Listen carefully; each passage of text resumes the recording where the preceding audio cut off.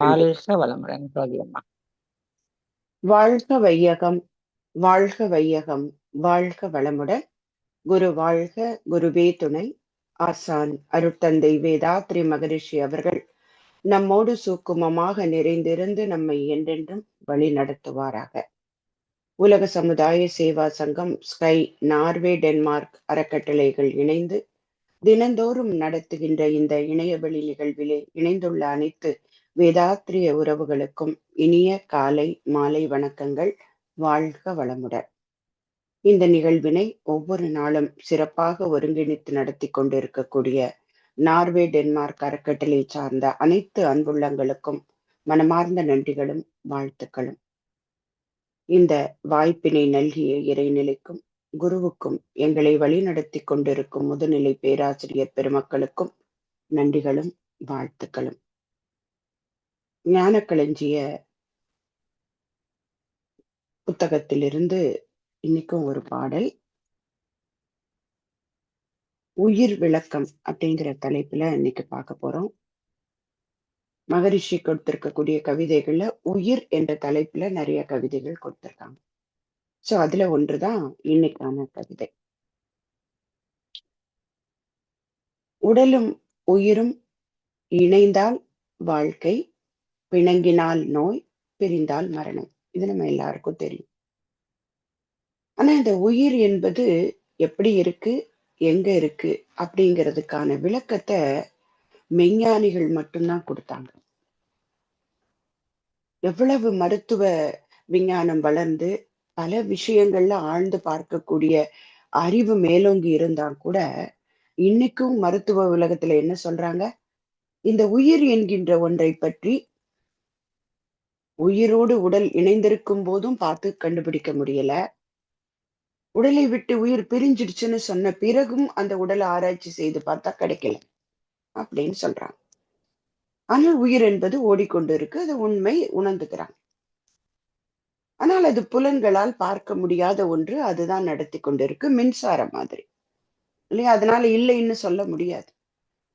மின்சாரத்தை கண்ணால பார்க்க முடியாது, அது அந்த ஒயர்ல வந்துகிட்டு இருக்கு. அதனுடைய பலனாக நம்ம ஒரு லைட் எரியறதோ இல்ல ஃப்ரிட்ஜ் குளிஞ்சு இருக்கிறதோ ஏதோ ஒரு சாதனத்துல அதை இணைக்கிறோம், அப்போ அது கண்டுபிடிக்க முடியும். இதே போலதான் இந்த உயிரும். இந்த உயிர் பற்றிய விளக்கத்தை இவ்வளவு எளிமையாக வேதாத்திரி மகரிஷி தவிர யாரும் கொடுத்ததில்லை. திருவள்ளுவரும் நிறைய சொல்லியிருக்கார். இந்த உயிர் வாழ்வான் என்பவன் எப்படி இருக்கணும், அவனுக்கான கடமை என்ன, உண்மையில் உயிர் வாழ்கின்றோம் அப்படின்னா எப்படி வாழணும், அதாவது தன் உயிரை அறிந்து பற்று நீங்கியவனை மற்ற உயிர்கள் தொழும்னு ஒரு இடத்துல சொல்றார். அதே போல தேவையில்லாத குணங்களின் ஆட்பட்டு பொய்யாக நடித்து உயிர் வாழ்வதை விட இறந்து விடுவது சிறந்ததுன்னு ஒரு இடத்துல குறிப்பிட்டார். மற்ற உயிர்களை நல்லா பாதுகாத்து பேணுவோருக்கு தன் உயிரை பற்றி அஞ்சக்கூடிய தீவினை இல்லை, இதுவும் ஒரு இடத்துல குறிப்பிடுறார்.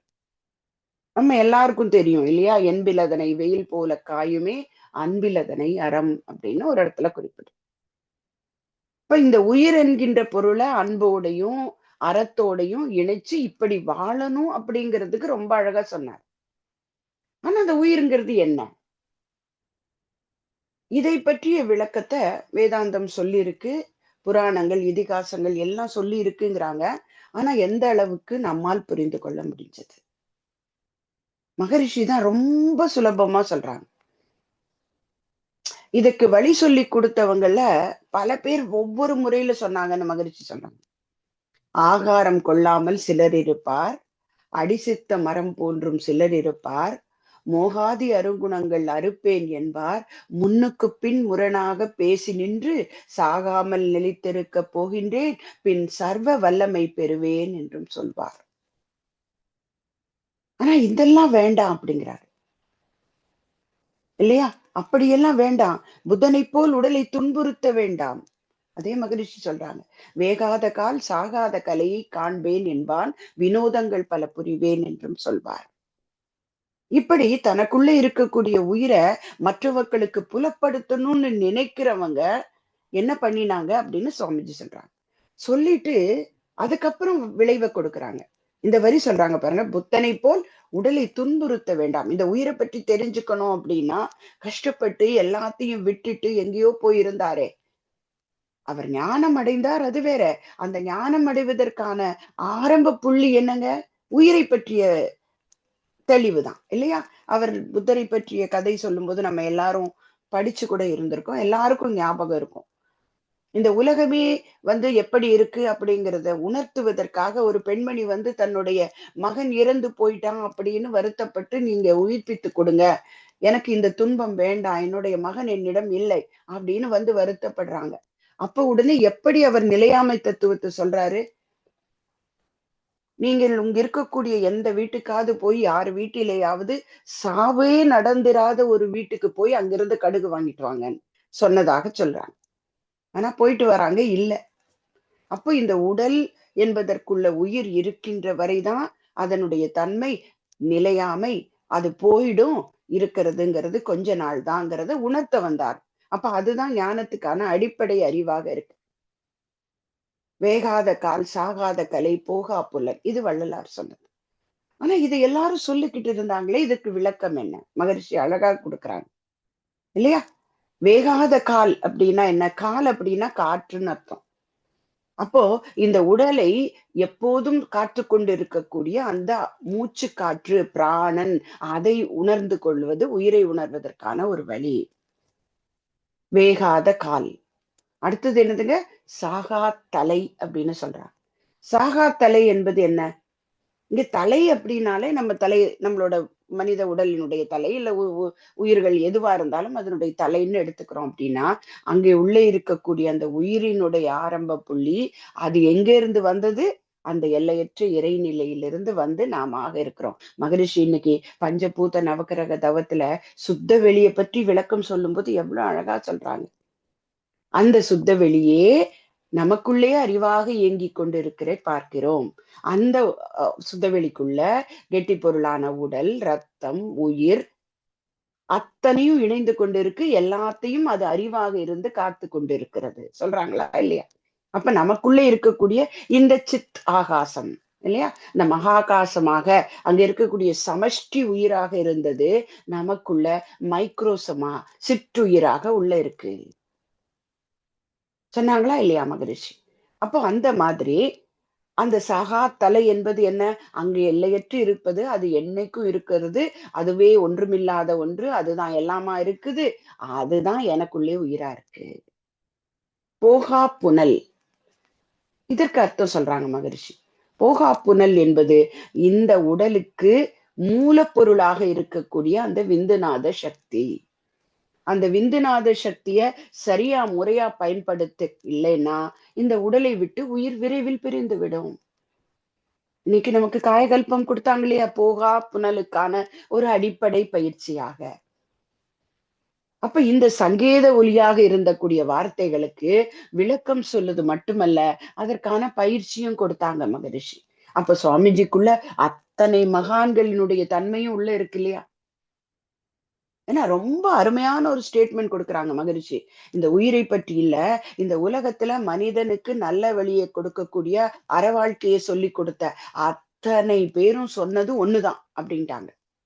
அதுல யாரெல்லாம் சொல்றாங்க பாருங்க. புத்தன் என்ற பெரியாரும், இயேசுநாதர், பொதுநோக்கில் கவி புனைந்த திருவள்ளுவர், உத்தமராம் நபிகள் எனும் உயர்ந்த ஞானி, உண்மைக்கே உயிரளித்த சாக்ரட்டிஸ். எங்கிருந்து பாருங்க, விஞ்ஞான மெய்ஞான சமுதாய ஆர்வலர்கள் எல்லாத்தையும் கொண்டு அங்க வச்சுட்டாங்க. இவங்களை எல்லாம் என்ன வார்த்தையில குறிப்பிடுறாங்க? உண்மைக்கே உயிரளித்த சாக்ரட்டிஸ். இவங்கெல்லாம் நித்தியமாம் நிலையறிந்த ஞானியர்கள். எது நித்தியம்னா உங்களுக்கு தெரியும் இல்லையா? இங்க வந்திருக்கோமே, இந்த கொஞ்ச நேரம் டிரான்ஸ்போர்ட் மாதிரி வந்திருக்க டிராவல் முக்கியம் இல்ல. இந்த டிராவல்ல உணர்ந்து எது முக்கியமானது, எது நிரந்தரமானது, அதோட நாம இணையணுங்கிறத அறிஞ்சவங்க அவங்க. நித்தியமாம் நிலையறிந்த ஞானியர்கள் நில உலக மக்களுக்கு எடுத்து சொன்ன அத்தனையும் இணைத்து ஒரு தொகுப்பாய் செய்தால் அனைத்தும் இணைந்து ஒரு கருத்தாய் அமைய காண்போம்னு சொல்றாங்க. அப்ப அவங்க சொன்னதுக்கு எல்லாத்துக்கும் ஒரு டிக்ஷனரி மாதிரி மகரிஷி கொடுத்திருக்காங்க. எவ்வளவு உயர்ந்த ஒரு எண்ணம் பாருங்களேன் மகரிஷி. எல்லா மகான்களும் தொடர் சிந்தனை உடையவர்கள். ஒருவர் விட்டதை இன்னொருத்தர் கொடுப்பாங்க. சாக்ரட்டிஸ் எப்படி தெரியும், அவருடைய கதை நமக்கு தெரியும். அவர் சொன்ன உண்மையும் இதுதான். அன்னைக்கு அவருக்கு உலகம் அளித்த தண்டனை நமக்கு தெரியும். ஆனா அதுக்கப்புறம் பல காலம் கடந்து மகரிஷி இன்னைக்கு நமக்கு கொடுத்திருக்காங்க. அதாவது ஒரு ஒரு பயிற்சியை எடுத்துக்கொள்ளக்கூடிய அன்பர் ஒரு கேள்வி கேட்டாங்க. ரொம்ப ரொம்ப நியாயமான கேள்விங்க. அதாவது இன்னைக்கு சொல்றோம் இல்லைங்களா, உணவு எடுத்துக்கிறது கூட சொல்றோம். இந்த உயிர் நல்லா வளம் பெறுவதற்கு நல்ல சாத்வீக உணவு ரொம்ப முக்கியம் அப்படின்னு நம்ம சொல்லிட்டு வரோம். உணவுல கூட சாத்வீக தன்மை இருக்கு, மந்தத்தன்மை இருக்கக்கூடியது, அடுத்தது ரஜோகுணம் கொடுக்கக்கூடியது இருக்குன்னு சொல்றோம். இதை முக்கியமா பிரிச்சு பார்க்கும்போது என்ன சொல்லுவாங்க, அதாவது சைவம் அசைவம் அப்படின்னு சொல்லுவாங்க இல்லையா. அந்த உயிரை கொன்று சாப்பிடக்கூடியத உணவை ஒரு பக்கம் வச்சிருக்காங்க. அந்த உணவு வேணாம் அப்படின்னு சொல்றாங்க. அதுவும் ஒரு சில நேரங்கள்ல நமக்கு ரஜோ குணத்தை கொடுக்கும் அப்படி. அப்ப இதை பற்றி சொல்லும் போது அந்த அன்பர் கேட்கிறாரு, கரெக்டுங்க, நீங்க சொல்றீங்க நல்ல ஞானம் அடைவதற்கு சைவ சாத்வீக உணவுகள் வந்து நல்லது அப்படின்னு சொல்றீங்க. ஹிட்லர் இல்லைங்களா, ஒரு மிகப்பெரிய ஒருவர், அவரை பத்தி நமக்கு தெரியும். ஒரு டிக்டேட்டர், இந்த உலகத்துல ஒரு பெரிய விஷயத்தை நடத்தினவர். ஆனால் அவர் முழுமையான சைவ சாப்பாடு தான் சாப்பிடுவார். அப்ப அந்த அவர் நம்மளோட இயக்கத்துக்கு முதல்ல புதுசா வர்றாரு. அவர் கேட்கிற கேள்வி நியாயம். நீங்க சொல்றபடி உணவின் மூலமாக மனிதனுடைய தன்மை நிர்ணயிக்கப்படும் அப்படின்னா, அப்ப அவர் ஏங்க அவ்வளவு தப்பு பண்ணினாரு? இதுக்கு என்ன பதில் சொல்ல முடியும் நம்ம? அங்க மகரிஷி தான் பதிலா இருந்தார். உடனே சொன்னோம் நாங்க, அன்னைக்கு வேதாத்திரி மகரிஷி இல்ல, அதனால் அவருக்கு உயிருக்கான விளக்கம் கொடுப்பதற்கு யாரும் இல்லை. அதனால் அவரோட குணநலம் பேறு பெறவில்லை. அதனால் உணவு சாப்பிட்டு வந்த நன்மை கூட அவருடைய குணநலன்கள் சரியில்லாதனால தவறான வழிக்கு கொண்டு போயிடுச்சு. அப்ப இங்க மகரிஷி சொல்றாங்க இல்லையா, உலகிலுள்ள பொறுப்புடைய தலைவர் எல்லாம் உயிர் அறிவை உள்ளுணர்வாய் பெறுதல் வேண்டும். இதுதான் காரணம் போல இருக்கு. மகரிஷி இதை சொன்னது எப்படி அந்த மனிதர் கேட்ட கேள்விக்கு விடைக்கும் பொருத்தம் இருக்கிறது. இன்னைக்கு நம்ம பார்த்துட்டு வரோம் இல்லைங்களா, பிடி சாபம்னு கொடுத்தவங்க மகரிஷி கூட ஒரு ஷார்ட்ஸ்ல சொல்றாங்க. அதனாலதான் அன்றைய காலத்துல நல்ல தவம் செய்யறவங்களுக்கு தொந்தரவு கொடுக்காதீங்க, தொந்தரவு கொடுத்துட்டீங்கன்னா அது பெரிய பாவம் அப்படின்னு சொன்னாங்க. ஆனால் அங்க உயிரை பற்றிய முழுசையான அறிவு அறிஞ்சவங்க சபிக்க மாட்டாங்க இல்லைங்களா. எப்படி சபிப்பாங்க? இன்னொரு உயிரையும் தன்னுயிர் போல் நினைக்கக்கூடியவர்கள் அவங்கள தொந்தரவு செஞ்சுட்டா உடனே இந்த பிடி சாபம் மறைஞ்சு போ, உன்னுடைய எந்த எண்ணம் என்னை கவனிக்க விடாமல் செய்ததோ அந்த எண்ணத்தையே அவரோட மனசுல இருந்து அழிச்சிடுறேன்னு ஒருத்தர் அழிச்சாராங்க, துர்வாசர்னு ஒருத்தர். ஆனா அவரை முனிவர்னு சொல்றதை விட அவரை கோபத்துக்கான ஐக்கானா தான் இந்த உலகம் சொல்லி கொண்டிருக்கு. சோ அப்போ இந்த உயிர் பற்றிய விளக்கம், உயிரை பற்றிய விளக்கம் அறியாதவர்கள் செய்த தவத்தினால் கூட பலனில்லை அப்படின்னு சொல்றாங்க இல்லையா. எவ்வளவு பெரிய ஞானி அவர், எவ்வளவு பெரிய, ஏன்னா எவ்வளவு வல்லமை என்னன்னா, இன்னொருத்தர் மனசுல இருக்கக்கூடிய எண்ணத்தையே எரேஸ் பண்ண முடியுமா. இன்னைக்கு டெக்னாலஜி சொல்லுது, உண்மைன்னு சொல்லுது. பிரெயினை ஓபன் பண்ணிட்டு அது அவங்களோட ஒரு டெக்னாலஜியை கொண்டு அவங்களுடைய மூளையில் இருக்கக்கூடிய செல்கள்ல இருக்கக்கூடிய பதிவுகளை கூட அழிக்க முடியும். ஒரு ஆக்சிடென்ட் நடக்கிறது, மண்டையில அடிபடுது, பழசெல்லாம் மறந்து விடுறாங்க. என்ன பாக்குறோம் இல்லைங்களா. அப்ப இது இயற்கையாக நிகழக்கூடிய ஒன்ற ஒரு மனிதனுடைய அறிவு இன்னைக்கு செயற்கையா பண்ற அளவுக்கு வந்துடுச்சு. ஆனால் ஒரு மனிதர் தன்னுடைய தவத்தின் பலனால அதை செஞ்சாரு அப்படின்னு இன்னைக்கு ஒண்ணு சொல்றாங்க. அப்ப எந்த அளவுக்கு வல்லமை இருக்கணும் அவருக்கு. அப்ப அந்த வல்லமை சரியான முறையில் போகாததுக்கு காரணம் இந்த உயிர் விளக்கம் இல்லை. இப்ப சாகா தலை போகா புனல் வேகா கால் சொன்னமே, அதை மூன்றையும் இணைச்சு மகரிஷி இந்த பாடல்ல கொடுக்குறாங்க பாருங்க. உடல் உயிர் இரண்டிற்கும் வித்தே மூலம். தெரியும் இல்லையா, ரா மெட்டீரியல் நம்ம எல்லாரும் திரும்ப திரும்ப திரும்ப நமக்குள்ள ஆழமாக பதித்து வச்சிருக்கோம். உடல் உயிர் அனைத்திற்கும் மூலமாக இருப்பது இந்த வித்து குழம்பு தான். உட்பொருளே மெய்ப்பொருளாம், இதுதான் இங்க விளக்கம் எல்லாருக்கும் தெரியாதது. உயிருக்கு மூலத்தை கண்டுபிடிச்சிட்டாங்க. தந்தை தாய் இருயிரும் ஒன்று சேர்ந்து தலைத்தூர் உடலாய் உலகில் வந்தேன் சொன்னாங்க மகரிஷி. அதை விஞ்ஞானமும் ஒத்துக்குது இல்லைங்களா. அதை விஞ்ஞான வளர்ச்சிப்படி அழகா அதற்குள்ள இருக்க டிஎன்ஏல இருந்து இன்னைக்கு விளக்கம் சொல்லுது. எல்லாம் அத்தனை செல்கள்லயும் மாற்றத்தை ஏற்படுத்தி ஒரு குழந்தையாக உருவாகி வந்துடுறது. ஆனால் இந்த உள்ளே இருக்கக்கூடிய மெய்ப்பொருளை ஒரு கருவியாக மட்டுமே தாயும் தந்தையும் இருந்து அந்த குழந்தைய கொடுக்குறாங்க. ஆனா அந்த அந்த வெளிவந்த அந்த பொருளுக்குள்ள எது இருக்கு? அந்த இறைநிலை தான் இருக்கு. அப்ப உட்பொருளே மெய்ப்பொருளாம் உண்மை தேர்வீர். உடல் என்பது அணுக்கள் பல சேர்ந்த கூட்டு. உயிர் என்பதோ அணுவின் நுண் துகளாம். மகரிஷி இப்ப பஞ்சபூத நவக்கிரகத்துல சொன்னாங்களா இல்லையா? அந்த சுத்தவெளியே, அந்த எல்லையற்ற இறைநிலையே நமக்குள்ளே அந்த நுண் துகளுக்குள்ளே இருக்கக்கூடிய அந்த நியூக்ளியஸா இருக்கு இல்லையா? ஒரு முத்து பேராசிரியர் கேஜி சுவாமி ஐயா ரொம்ப அழகா விளக்கம் கொடுப்பாங்க. மகரிஷி சொல்லுவாங்க இல்லையா, 2 அணுக்களுக்கு இடையேயும் ஒவ்வொரு அணுக்கு மத்தியிலேயும் அந்த இறைவன் இலை இருக்குன்னு சொல்லுவாங்க. அதுக்கு ரொம்ப அழகா அவர் ஒரு உதாரணம் கொடுப்பார். இப்ப நம்ம ஒரு முத்து மாலை போட்டிருக்கோம் அப்படின்னு வச்சுக்கோங்க. அந்த முத்தை எடுத்தா அது நடுவுல ஹோல் இருக்கா இல்லையா? அதற்குள்ளே நூலை கோர்ப்பதற்கான ஒரு துளை இருக்கு. அந்த துளைக்குள்ள என்ன இருக்கு? அங்கேயும் வெற்றிடம் இருக்கிறது. அந்த முத்தை சுற்றியும் வெற்றிடம் இருக்கிறது. அப்ப அந்த முத்து மாலையில ஒரு முத்துக்கும் இன்னொரு முத்துக்கும் இடையிலையும் ஒரு இணைப்பு இருந்தா கூட வெற்றிடம் இருக்கிறது அங்க. அப்ப இதுதான் 2 அணுக்களுக்கு இடையேயும் ஒவ்வொரு அணுவுக்கு மத்தியிலேயும் இருப்பது இறைநிலை அப்படின்னு மகரிஷி விளக்குறாங்க. அப்ப இங்க நமக்குள்ளேயும் இருக்கக்கூடிய அந்த உயிர் துகள்கள் ஓடிக்கிட்டு இருக்கு. ஒவ்வொரு துகளுக்கு வெளியேயும் இறைநிலை இருக்கு, உள்ளுக்குள்ளேயும் இறைநிலை இருக்கு. அப்ப உடல் என்பது அணுக்கள் பல சேர்ந்த கூட்டு. ஆனால் உயிர் என்பதோ அணுவின் நுண் துகளாம்.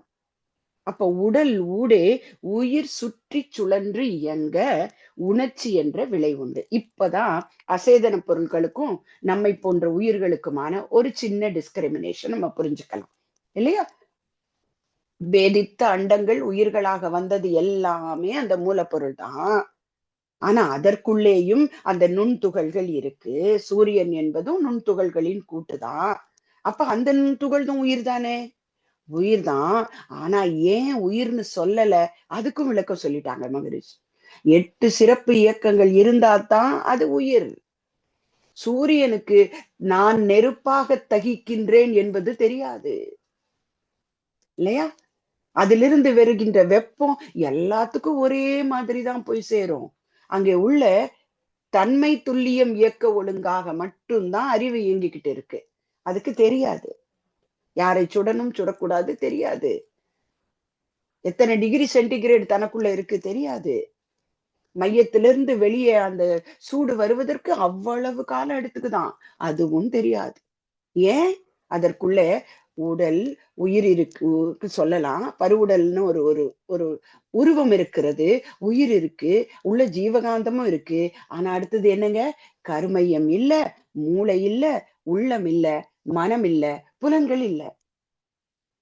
அப்ப இது எல்லாம் இருந்தா இந்த 8 சிறப்பு இயக்கங்கள் இருந்தா தான் அங்கே உயிர்ங்கிற பேரு வந்துடுறது இல்லையா? நமக்கு மகரிஷி அருமையா விளக்கம் கொடுக்குறாங்க. அப்ப நாம வந்த வகை என்ன? அந்த அசேதன பொருட்கள்ல அந்த 5 புலன்கள் 5 பௌதிக பிரிவுகள் ஒரு டிவைன் ப்ரொபோர்ஷன்ல இணைஞ்சது. இணைஞ்ச உடனே ஒரு உயிர் தோன்றிடுச்சு. நம்ம வீட்டிலேயே பார்த்திருக்கோம் இல்லைங்களா? ஒரு பெரிய மெஞ்ஞான உண்மை. ஆனா அது தெரியாம வாழ்ந்துகிட்டு இருக்கோம். ஒரு ஊறுகாய் வாங்கி வச்சோங்க. அதுல அது ரொம்ப நாள் கெட்டு போகாம இருக்கிறதுக்கு பொருள் எல்லாம் சேர்த்து வச்சாங்க உள்ள இல்லைங்களா? அது அந்த ஒரு விஞ்ஞானத்துல கண்டுபிடிச்ச ரசாயனத்தை உள்ள சேர்த்து அது ரொம்ப நாள் கெட்டு போகாம இருக்கிறதுக்கான அதியத்தை சேர்த்து ஒரு ஊறுகாயை வாங்கி வச்சிருக்கோம். ஓபன் பண்ணிட்டோம், எடுத்துட்டோம். என்ன ஆச்சுங்க? ஒரு நாள் நம்ம வீட்டுல பெரியவங்க சொல்லுவாங்க இல்லைங்களா, ஈரக்கரண்டி போடாத ஊறுகாயில, ஈரக்கை வைக்காத சொல்லியிருக்காங்க இல்லைங்களா? என்ன காரணங்க? இதுக்குள்ள இருக்க விஞ்ஞானம் என்ன? மகரிஷி சொல்லக்கூடிய இந்த 5 ப்ரப்போர்ஷன் 5 பௌதிக பிரிப்புகளும் சரியான விகிதத்தில் இணையாம இருக்கிறதுனால அது அசேதன பொருளா இருக்கு அங்க. இங்கே அங்கே நம்ம மாய்ச்சர் அப்படின்னு சொல்லக்கூடிய ஈரப்பதத்தை கொடுத்துட்டோம்னு வச்சுக்கோங்களேன். அங்க இருக்கு கெட்டி பொருள் இருக்கு, நிலம் இருக்கு, நீர் இருக்கு, நெருப்பு இருக்கு, கூடவே அங்கே நுண்துகளும் இருக்கு. இல்லையா? அதுவும் செல்களால் ஆக்கப்பட்டது தானே. அந்த இது என்ன ஊறுகாயோ அதுல இருக்கக்கூடியதெல்லாம் செல்களால் ஆக்கப்பட்டது. மிளகாயோ, எண்ணெயோ எல்லாமே. அப்போ அங்க என்ன நடக்கிறது? அந்த 5 பௌதீக பிரிவுகளும் ப்ரொபோர்ஷன்ல சேர்றதுக்கு ஈரப்பதம் மட்டும் கம்மியா இருந்தது, கொடுத்துட்டோம். உடனே கொஞ்ச நாள் பொறுத்து மேல ஒரு லேயர் படிஞ்சிருக்கா? படிஞ்சிருக்கு இல்லைங்களா? வெள்ளையா இருக்கு. அது என்னதுங்க? ஒரு செல் அமீபா மாதிரி, அதை ஃபங்கஸ்ன்னு சொல்லிடுறோம் நம்ம. இன்னும் கொஞ்ச நாள் விட்டுட்டோங்க, என்ன நடக்கும்?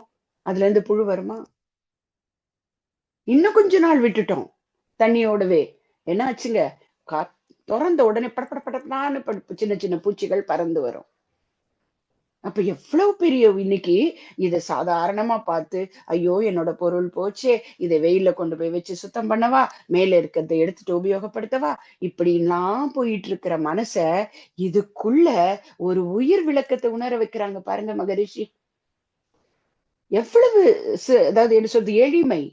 ஒரு மிகப்பெரிய உயிர் விளக்கத்தை சாதாரண ஒரு மனிதனும் புரிந்து கொள்ளத்தக்க வகையில் உணர்த்திய பெருமை மகரிஷிய சார், இல்லையா?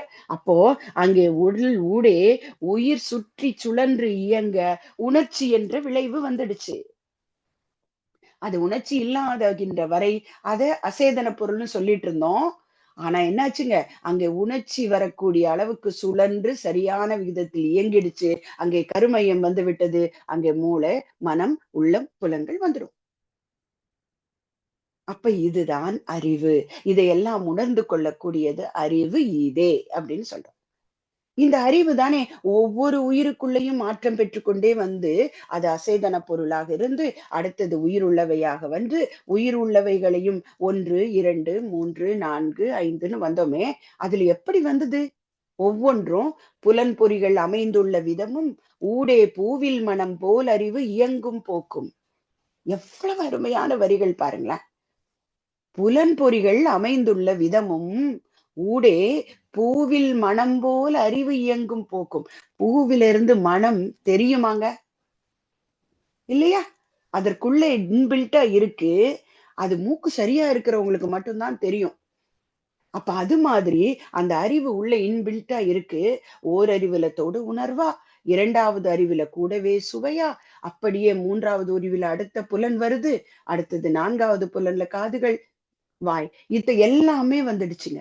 அப்போ அந்த 5 பௌதீக பிரிவுகளாக சேர்ந்தது 1, 2, 3, 4, 5ன்னு புலன்பொறிகளுக்கு ஏற்ப அறிவின் நிலை உயர்ந்தது. இதுதானே தசாவதாரத்துல குறிப்பிட்டுதான் மகரிஷி கூட சொல்றாங்க. அன்றைய காலத்துல முதுகெலும்பு உள்ள ஜீவனைத்தான் முதல் உயிரினமா பார்த்தாங்க. அதனால அந்த தாவரங்களையும் ஓரறிவு தாவரத்தை அவங்க விட்டுட்டாங்க. அந்த 2வது அறிவிலிருந்து எடுத்துக்கொள்றாங்க. அந்த கடல்ல நீரில விளைந்த மீன், நீரில் உற்பத்தியான மீன், உருவாகிய மீன், அந்த மீனை முதல் அவதாரமாக, அடுத்தது நீரிலும் நிலத்திலும் வாழக்கூடிய வராகம், ஆமை, அதை 2வதாக, அடுத்தது உணவு தேவைன்னா என்ன பண்ணணுங்க? மண்ணுக்கு கீழே தோண்டி எடுத்துதான் சாப்பிட்டாகணும். அப்படி தோண்டி சாப்பிடக்கூடிய ஒரு விலங்கினமாக கூர்மம், பன்றிய அவதாரமாக சொன்னாங்க. அடுத்தது மனிதனும் மிருகமும் இணைந்ததாக வந்துடுச்சு.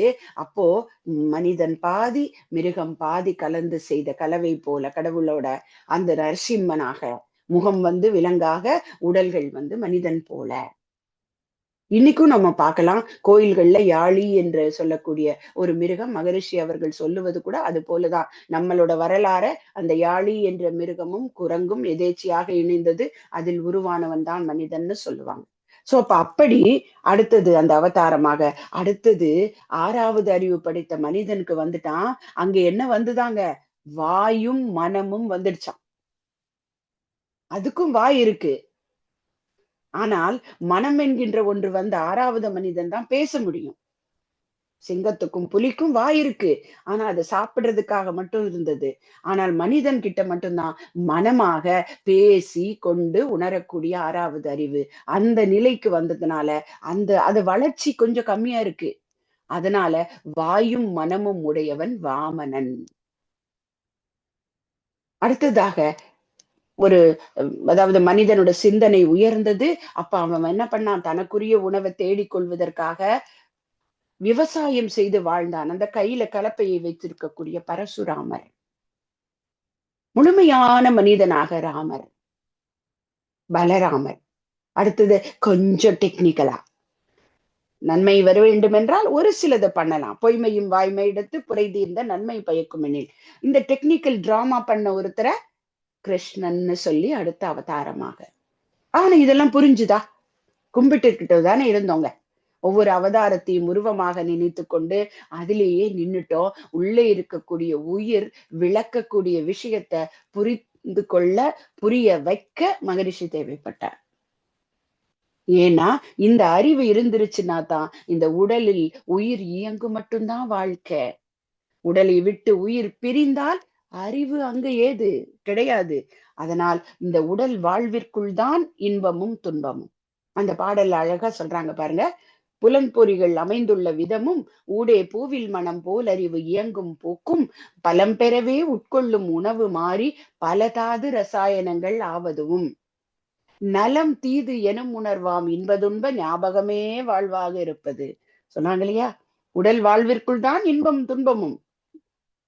நலம் தீது எனும் உணர்வாம் இன்பதுன்ப ஞாபகமே வாழ்வாய் இருப்பதையும் வலம் இடமாய் மாறி மாறி மூச்சு ஓடும் வல்லமையும் நிகழ்ச்சிகளும் கூர்ந்து பார்த்தேன் அப்படின்னு எழுதுறாங்க மகரிஷி. அவங்க பார்த்தது மட்டும் இல்ல, நான் விளங்கியதை விளக்கினேன்னு சொல்றாங்க. இப்ப நமக்கும் விளங்க வச்சுட்டாங்க இல்லையா? அந்த வேகாத கால், சாகா கலை, போகா புனல் அத்தனையும் உணர்த்தாங்க. இனி இந்த சங்கடங்கள் இத பற்றி தெரிஞ்சுக்கிறதுக்கு எவ்வளவோ கஷ்டப்பட்டாங்களே, அது தேவையில்லை. இனி இந்த சங்கடங்கள் எவர்க்கும் வேண்டாம். எண்ணத்தின் ஓர்மைக்கு ஏற்றதான தனிச்சிறப்பாம் குண்டலினி தீட்சை உண்டு. யாருக்கு உண்டு?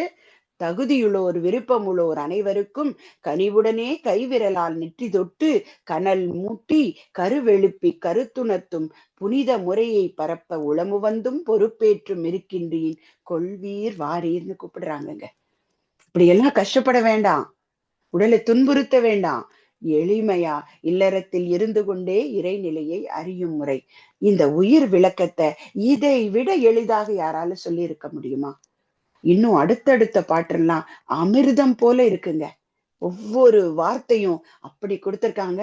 இந்த பாடல் பற்றிய விளக்கங்கள் கூறுவது ஒரு தூண்டுதலை ஏற்படுத்தி மகரிஷியுடைய கவிகள் மேல நம்மளுடைய கவனத்தை நிறைய செலுத்தணும் அப்படிங்கிறத தாழ்மையான ஒரு விஷயமாக சொல்லி, இந்த அருமையான கவிக்கு விளக்கமளிக்க வாய்ப்பளித்த அன்புள்ளங்களுக்கு நன்றி பாராட்டி அமைகிறேன். நன்றி. வாழ்க வளமுடன்.